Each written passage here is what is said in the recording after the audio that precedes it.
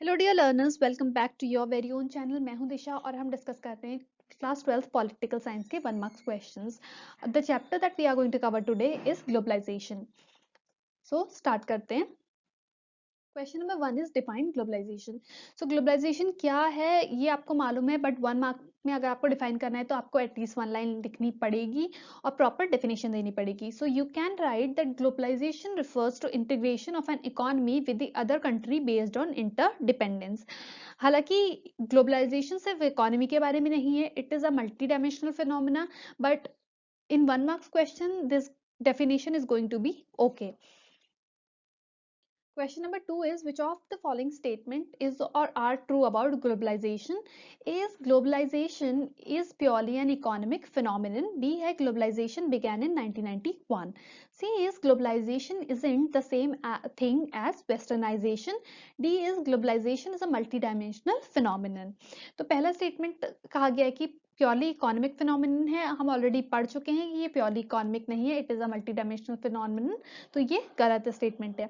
Second is globalization began in 1991, which is also wrong because India ने अपनी economy को 1991 में खोला था, लेकिन ग्लोबलाइजेशन उससे पहले भी एग्जिस्ट करता था। Globalization is in the same thing as westernization, ये जो स्टेटमेंट है ये भी आपकी गलत है, क्योंकि in a way globalization mostly is about westernization. Globalization is a multi dimensional phenomena, ये स्टेटमेंट आपकी करेक्ट है। तो आपका यहाँ पे आंसर क्या आने वाला है? Answer D. Question number 3 is which of the following statements is or are true about the impact of globalization? Option A देखिए, globalization has been uneven in its impact on states and society. ये statement जो है बिल्कुल सही है। जो globalisation होता है उसका इफेक्ट सोसाइटीज में हमेशा अनइवन होता है, किसी को इससे बेनिफिट होता है, किसी को इससे लॉस होता है। Option B is globalization has had a uniform impact on all states and societies. ये गलत है, जो इम्पैक्ट होता है वो हमेशा अनइवन होता है। ऑप्शन सी देखिए, the impact of globalization has been confined to the political sphere. Again ये गलत है, बिकॉज ये सारे स्फेयर्स को इम्पैक्ट करता है, not only just political one. Option D है, globalization inevitably results in cultural heterogeneity. इसको बहुत ध्यान से देखिएगा, कल्चरल हेट्रोजेनिटी यहाँ पे लिखा हुआ है, विच इज ओके। ग्लोबलाइजेशन का एक इफेक्ट हेट्रोजेनिटी भी होता है, बट बहुत सारे कल्चर्स जो यहाँ पे होते हैं वो होमोजेनस भी होते हैं इससे।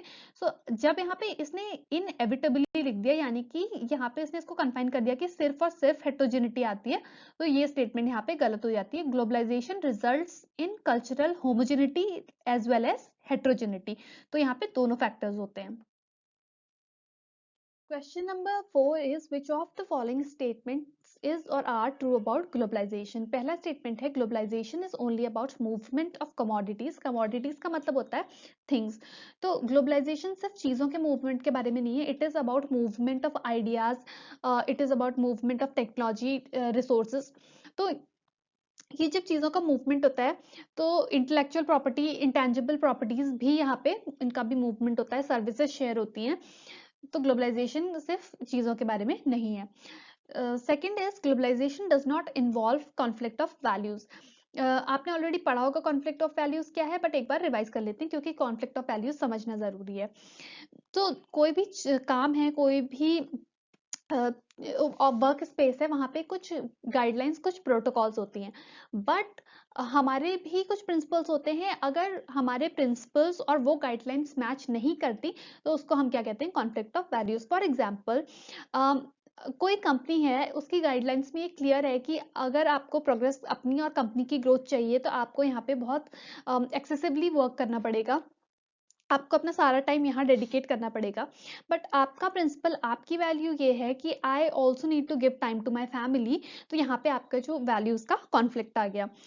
ग्लोबलाइजेशन में कॉन्फ्लिक्ट ऑफ वैल्यूज होता है क्योंकि जब हम बाहर से कोई आइडियाज, कोई कमोडिटीज आ रही हैं हमारे देश में, तो आपने जनरली ये टर्म सुना होगा कि ये चीजें हमारे कल्चर को खराब कर रही हैं, right? For example, western festivals like Valentine's Day, so बहुत सारे लोग मानते हैं कि ये हमारे कल्चर का पार्ट नहीं है, तो यहाँ पे क्या आ जाता है? Conflict of values. So globalization में कॉन्फ्लिक्ट ऑफ वैल्यूज होते हैं, ये स्टेटमेंट भी आपकी गलत है। C is services are an insignificant part of globalization. ये स्टेटमेंट गलत है क्योंकि सर्विसेज इंसिग्निफिकेंट नहीं होती है. अगर आप कभी भी बिजनेस वाला न्यूज़पेपर का पेज पढ़ते हैं और कभी आप सर्विस सेक्टर की ग्रोथ देखते हैं तो सर्विस सेक्टर की ग्रोथ हमेशा और सेक्टर्स के कंपैरिजन में ज़्यादा होती है. So it is not an insignificant part, it is a very important part of globalization. D is globalization is about worldwide interconnectedness. ये statement आपकी सही है. Next, question number 5 is true or false. Globalization as a concept fundamentally deals with flows. The crucial element is the worldwide interconnectedness that is created and sustained as a consequence of these constant flows. तो ये statement आप देख रहे हैं, it is saying कि जो globalisation है it is about world wide interconnectedness और इसमें फ्लो जो है फंडामेंटली किस चीज से डील करता है, फ्लो से, चाहे वो आइडियाज का हो चाहे वो कमोडिटीज का हो. तो ये स्टेटमेंट आपकी सही है. Question number 6 है people who are concerned about social justice have emphasized the need to ensure institutional safeguards or creating social safety nets. तो इन social safety nets का एम क्या है? हमने ऑलरेडी पढ़ा है कि जब भी ग्लोबलाइजेशन होता है तो उसका जो इफेक्ट होता है किसी भी सोसाइटी पे, किसी भी नेशन पे, किसी भी स्टेट पे, वो कभी भी होमोजेनस नहीं होता. कुछ लोग उससे बेनिफिट होते हैं, कुछ लोगों को उसका लॉस होता है. सो जो लोग चाहते हैं कि सोशल सेफ्टी नेट्स बनाए जाएं उनका मानना ये है कि गवर्नमेंट को कुछ ऐसे एफर्ट्स करने चाहिए जिससे कि जो लोग इकोनॉमिकली वीकर सेक्शंस में हैं उन लोगों को लॉस ना हो. मैं आपको एक एग्जांपल देख के बताती हूँ कि जैसे मॉल कल्चर आजकल बहुत ज़्यादा बढ़ गया है, राइट. तो अगर वॉलमार्ट इंडिया में आती है और बड़ा सा मॉल खोलती है तो ज़्यादातर लोग मॉल में जाना पसंद करेंगे. उससे क्या होगा कि जो लोकल शॉपकीपर्स हैं, जो छोटी दुकानें ओन करते हैं, उनको बहुत ज़्यादा नुकसान होगा. तो जो लोग सोशल जस्टिस पे बिलीव करते हैं वो चाहते हैं कि इनके लिए कुछ सोशल सेफ्टी नेट्स बनाए जाएं. तो यहाँ पे आप एक लाइन में इसको लिख सकते हैं कि it is aimed at minimising the negative effects of globalisation on those who are economically weak. Question number 7 is true और false. Globalisation is purely economic phenomenon. ये हम बहुत बार ऑलरेडी डिस्कस कर चुके हैं कि it is not purely economic, it is multi dimensional phenomena. तो ये स्टेटमेंट गलत है. Moving on. Question number 8 is in global trade, what is policy of protectionism?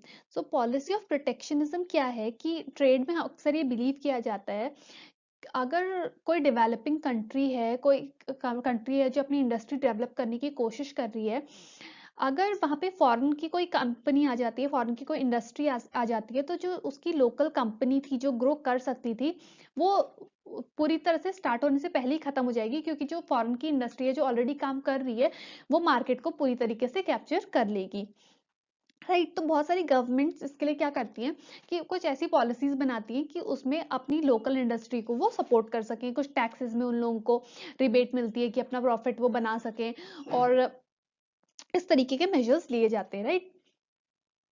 तो यहाँ पे आप लिख सकते हैं कि not allowing imports from other countries so that local producers could learn to make their own things. Question number 9 is in which year did India embarked on a program of economic reforms that has sought increasingly to deregulate various sectors including trade and foreign investment. Indian economy के लिए ये बहुत crucial reform था. It was the reform of 1991. यहाँ पे बहुत सारी नई रिफॉर्म्स लाए गए थे, बहुत सारी फॉरेन कंपनीज को इंडिया में आने की परमिशन दी गई थी, अपनी इकोनॉमी को ओपन किया था इंडिया ने, एंड ऑल्सो जो उससे पहले लाइसेंस राज वगैरह चलता था वो खत्म किया गया. Question number 10 is critics of globalization from the political right express anxiety over the political, economic and cultural effects. Does globalization has more negative effects than the positive ones? तो सबसे पहले इस क्वेश्चन को समझने के लिए ये समझना बहुत इंपॉर्टेंट है कि पॉलिटिकल राइट क्या होता है. हर कंट्री की पॉलिटिक्स में दो तरीके की पॉलिटिक्स चलती है. एक साइड होता है जो चाहता है कि हमारे जो कल्चरल बिलीव्स हैं वो कंजर्व्ड रहें, और दूसरी साइड होती है जो लिबरल है, जो नए आइडियाज को वेलकम करती है. ये टर्म जो बेसिकली आई, ये आई फ्रेंच रेवोल्यूशन से, जहाँ पे कि पार्लियामेंट में कुछ लोग लेफ्ट में बैठते थे, कुछ लोग राइट में बैठते थे। जो राइट में बैठते थे वो अपने कल्चर को प्रिजर्व करने में यकीन रखते थे, जबकि जो लेफ्ट के लोग थे वो न्यू आइडियाज को वेलकम कर रहे थे। तो तब से ये पॉलिटिकल राइट और पॉलिटिकल लेफ्ट जो है टर्म्स आ गई। नाउ पॉलिटिकल राइट की एंजाइटी है कि जो ये ग्लोबलाइजेशन है वो हमारे कल्चर को इफेक्ट करेगा, हमारी पॉलिटिक्स और हमारी इकोनॉमी को भी इफेक्ट करेगा। सो आपको अपनी समझ से बताना है कि ग्लोबलाइजेशन के जो इफेक्ट्स हैं ज्यादा नेगेटिव हैं पॉजिटिव वालों से या नहीं। राइट, ओपिनियन बेस्ड क्वेश्चन है, आप अपने ओपिनियन के अकॉर्डिंग लिखें, पर जो भी आप लिखें उसमें एक एक लाइन में आप सपोर्ट करें। फॉर एग्जांपल आप कहते हैं कि जो ग्लोबलाइजेशन है उसके ज़्यादा नेगेटिव इफेक्ट्स हैं, तो आप उसमें लिख सकते हैं कि जैसे फॉरेन की कंपनीज आती हैं तो वो मतलब ग्लोबलाइजेशन से जो लोकल मार्केट है उसको लॉस होता है। आप लिख सकते हैं कि कल्चरली हम लोगों को लॉस होता है। अगर आप बिलीव करते हैं कि ये पॉजिटिव चेंजेस हैं तो आप ये लिख सकते हैं कि हम मतलब एक ग्लोबल इकोनॉमी बढ़ती है, हम दूसरों के कल्चर्स को एक्सेप्ट करते हैं।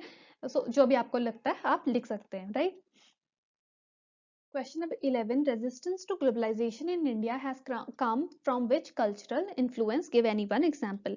Last year पूछा गया question है ग्लोबलाइजेशन के लिए जो रेजिस्टेंस है, जो लोग ग्लोबलाइजेशन नहीं चाहते वो क्यों नहीं चाहते, उसका रीजन है कि कल्चरली दे फील कि जो वेस्टर्न ड्रेसेस हैं और फेस्टिवल्स लाइक वैलेंटाइंस डे ये हमारे कल्चर के अगेंस्ट हैं और ये हमारी सोसाइटीज को खराब कर रहे हैं। वैसे तो ग्लोबलाइजेशन ग्लोबल फेनोमेना है, बट क्योंकि वेस्ट में पहले स्टार्ट हुआ है तो जो वेस्ट की चीजें हैं वो ईस्ट की तरफ आती हैं ग्लोबलाइजेशन में, और इसीलिए जो रेजिस्टेंस है वो है। ईस्ट की चीजें वेस्ट नहीं सीख रहा है, मतलब थोड़ी बहुत सीख रहा है, ऐसा नहीं है कि like yoga and all that things वो वेस्ट ने एक्सेप्ट की हैं, बट मोस्टली जो कल्चरल इफेक्ट है और जो पहनावा है, जो लैंग्वेज है, वो वेस्ट से ईस्ट की तरफ आ रही है। Question number 12 is suggest any one step that should be taken to make the World Trade Organization more acceptable to the developing countries. जो वर्ल्ड ट्रेड ऑर्गेनाइजेशन है सिमिलर टू अदर ऑर्गेनाइजेशन, चाहे वो United Nations हो, इनमें क्योंकि majority stake हमेशा से जो डेवलप्ड कंट्रीज हैं उनका रहा है, तो in a way sometimes it feels like कि ये पार्शियल है उन कंट्रीज के लिए जो ऑलरेडी डेवलप्ड हैं, जो मेजर शेयर होल्डर्स हैं या जो ज़्यादा सपोर्ट इन ऑर्गेनाइजेशंस को करती है। आपको सिर्फ ये भी लास्ट ईयर पूछा गया क्वेश्चन है कि आपको एक स्टेप बताना है कि वर्ल्ड ट्रेड ऑर्गेनाइजेशन को क्या करना चाहिए जिससे कि डेवलपिंग कंट्रीज उसको एक्सेप्ट कर लें।